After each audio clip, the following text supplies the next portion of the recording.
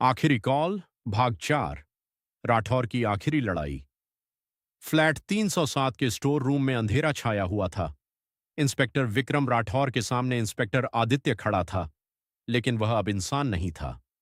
उसकी आंखें काली हो चुकी थीं और चेहरे पर अजीब सी मुस्कान थी। राठौर ने हिम्मत जुटाकर कहा, तुम आदित्य नहीं हो। तुम जो भी हो, आज यह खेल खत्म होगा। आदित्य के शरीर में छिपी उस अंधेरी शक्ति ने हंसते हुए कहा, यह अपार्टमेंट मेरा है। यहां आने वाला कोई भी इंसान जिंदा नहीं जाता।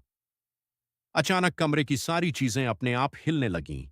दरवाजा जोर से बंद हो गया और ठंडी हवा पूरे कमरे में घूमने लगी।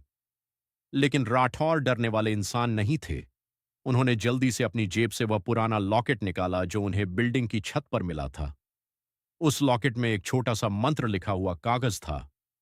जांच के दौरान एक बुजुर्ग चौकीदार ने राठौर को बताया था, साहब, सालों पहले इस अपार्टमेंट में एक तांत्रिक रहता था। उसकी मौत के बाद उसकी आत्मा यहीं फंस गई और वही लोगों को फोन करके यहां बुलाती है। राठौर को अब सब समझ आ गया। उन्होंने जोर से मंत्र पढ़ना शुरू किया। कमरे में खड़ा वह दानव अचानक चीखने लगा, नहीं, यह मत पढ़ो। जैसे जैसे राठौर मंत्र बोलते गए, वैसे वैसे आदित्य के शरीर के अंदर छिपी वह काली परछाई बाहर आने लगी।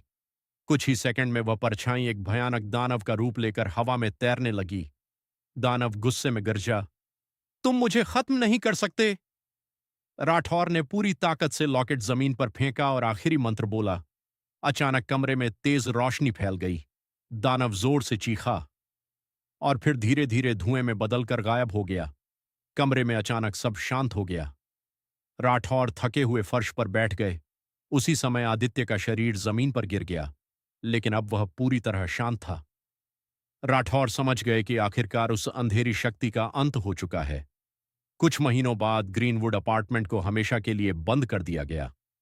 लोग कहते हैं कि अब वहां कोई फोन नहीं बजता, लेकिन इंस्पेक्टर राठौर जब भी उस रात को याद करते हैं तो उनके मन में एक ही सवाल उठता है, क्या सच में वह दानव खत्म हो गया या कहीं फिर से किसी फोन कॉल का इंतजार कर रहा है।